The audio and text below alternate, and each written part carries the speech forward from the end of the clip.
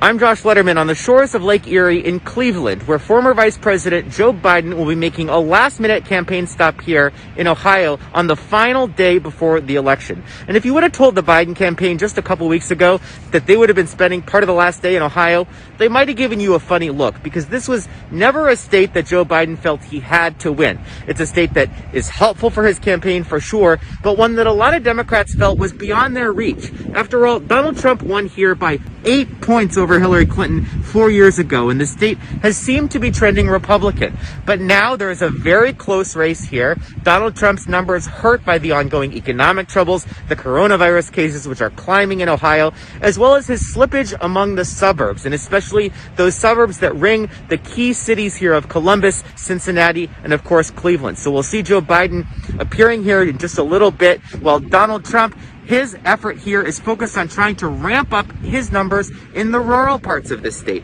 especially along the Indiana border, to try to get more voters there than he did last time and help him offset the losses in the suburbs. But there were already record levels of turnout in the rural areas 4 years ago, so a lot of questions about whether there's even enough voters still on the table for Donald Trump to pull off a win here in Ohio and secure its 18 electoral votes.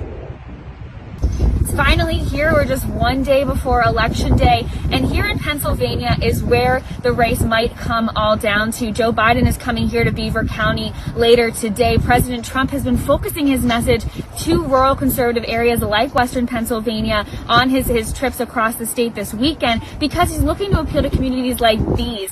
Western Pennsylvania is benefiting from the Shell plant. It's something that requires natural gas, which is procured by fracking. President Trump really focusing on fracking as his closing message, especially here in Pennsylvania, because Biden has flip-flopped on that message. But as we look ahead past Election Day, we're still going to be waiting for results here in Pennsylvania, because there are nearly 3 million ballots that will need to be counted that were mailed in. The state law requires that those ballots cannot be counted until tomorrow, starting tomorrow through Friday. So the president already casting doubt in what could happen in those final 3 days. State election officials, the state's attorney general pushing back, saying that nothing nefarious will happen, but it's safe to say, depending on how the rest of the national map works out, we will be watching Pennsylvania, and we will be here to cover it all.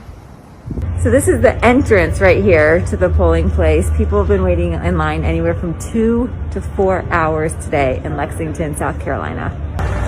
I'm in Lexington, South Carolina, the first stop on the last day of Lindsey Graham's bus tour in this very close Senate race that could decide control of the Senate. Oh, will it be secure? Will taxes be high? Will they be low? Will the military be strong? Will the terrorists come back? Or will we keep killing them? That's what's on the ballot here, right? Hello and happy Election Day Eve. We are spending this day at the parking lot deck of Turner Field, but on that stage behind me, we're soon going to see former President Obama, who is here in support of Georgia's 2 Democratic Senate candidates. Guys, hello and happy Election Day Eve to you. I'm coming to you from Atlanta in the shadow of the 96 Olympic rings, but that stage right there behind me, that's where former President Barack Obama is going to be later today. He's here in Georgia. He's stumping for Georgia's 2 Democratic Senate candidates, Jon Ossoff and Reverend Raphael Warnock. So what you're seeing here, this is like many events that we've seen with the Biden-Harris campaign. This is a drive-in rally. People encouraged to stay in their cars, to social distance. But really what we're seeing is quite remarkable, because Georgia is typically not a state where you see such big names come in the closing days. This has been a reliably red state for the better part of 3 decades, but now the polls show the 2 candidates are virtually tied. So that's why you see Obama here today. That's why you saw both Trump and Senator Harris here yesterday. All of them are hoping to seal the deal. Democrats want to flip Georgia blue, and Republicans want to stop that from happening. So we've got coverage all day coming up for you on NBC News and MSNBC. The crown jewel of the South. And what I know is that on tomorrow, across this state, the march... I don't know what they were thinking, but Georgia, I promise you, Georgia was definitely not on their mind.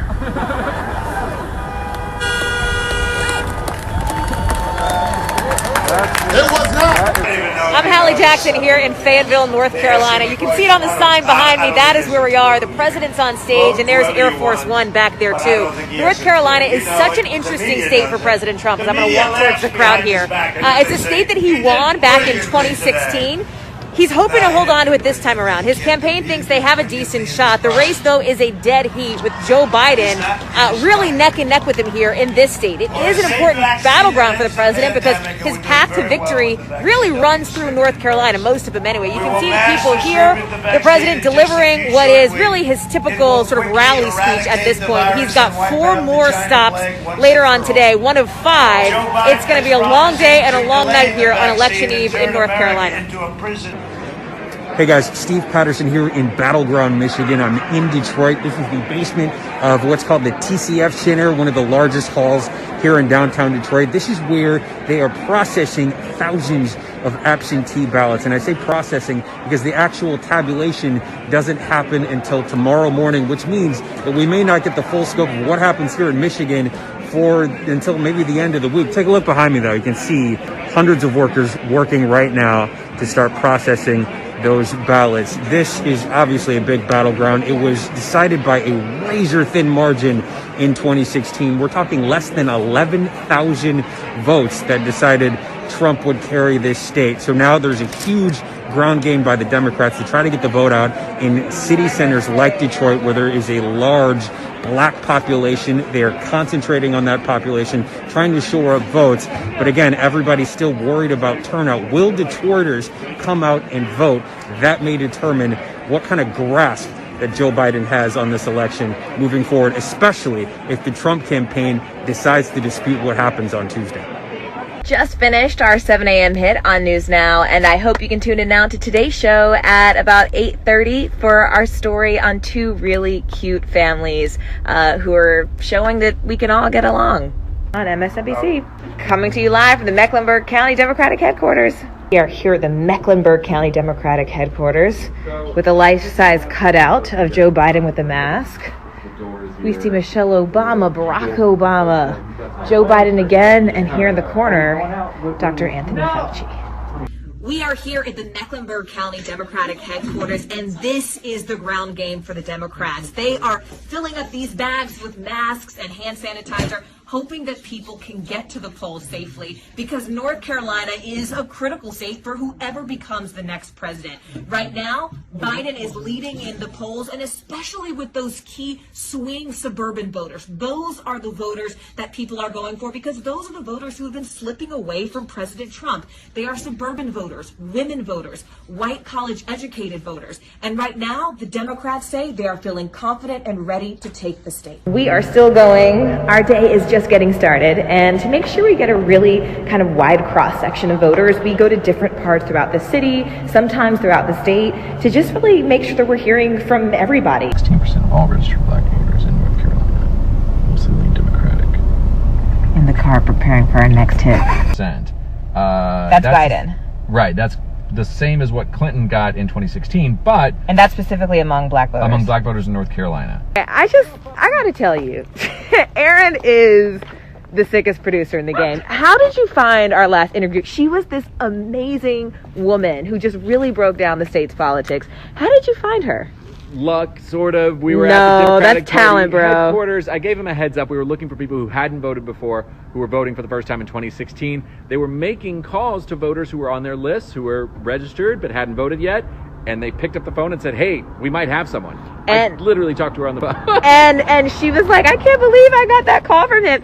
She is a 69-year-old African-American voter, and the African-American vote is something that is critical to the Democrats who are trying to flip the state blue. But she's 69. She has never voted before, and this is the first time she's casting her ballot. And we talked to her about why.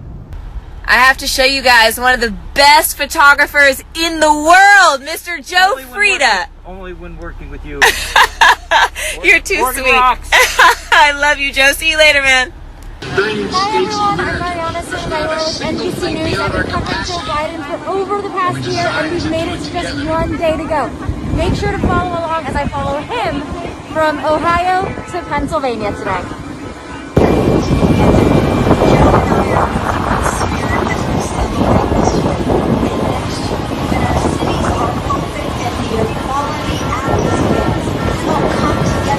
march, to cheer, and to build a nation that looks us all good. Happy Pride, everyone.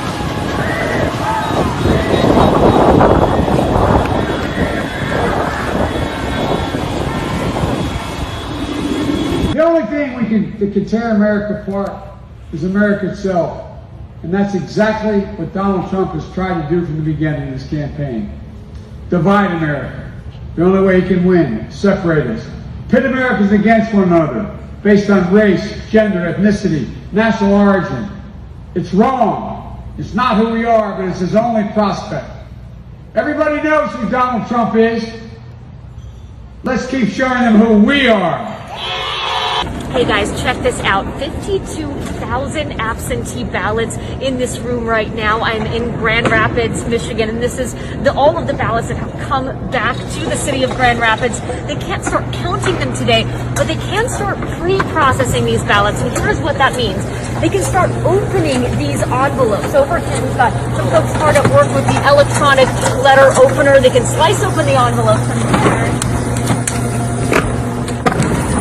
Those envelopes go to these good folks over here, about 50 election workers who can start taking the secrecy sleeve out of the envelope and checking the number on the absentee ballot stub against the number on the envelope. Then these are sealed away until 7 a.m. tomorrow, when there is a lot more work to do.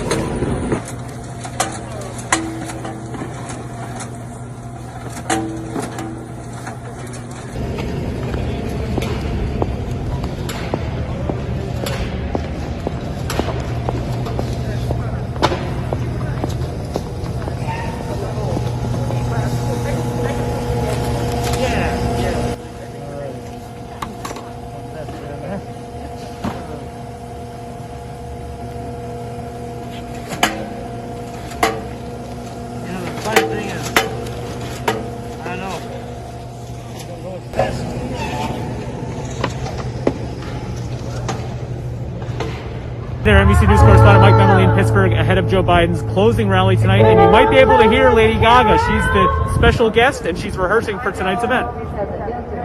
Hey guys, Vitali here in a pretty windy Philadelphia, and Joe Biden and Kamala Harris are spending all day on this last day before Election Day campaigning in Pennsylvania. Joe Biden was making a stop in Cleveland, Ohio, before making his way back east towards the western part of Philadelphia. He'll be in Pittsburgh, and he's bringing some star power with him for the last part of the race. He's going to be finishing off his rally here tonight with Lady Gaga, and then on the eastern side of the state, Kamala Harris is campaigning here. She's bringing her own star power when she ends up in Philadelphia tonight, because she's going to be with John Legend, and then she's also campaigning in the suburbs. There's so much conversation about the importance of winning in the suburbs as well as turning out in the city. The Biden-Harris campaign trying to do all of that on this last day before the election, and the crucial thing for them right now is getting out the vote. Their message has been the same. It's the battle for the soul of the nation, as well as the need to handle the pandemic. The message has been the same. The location has been different as they've been traveling to make sure they get out the vote on this last day before Election Day.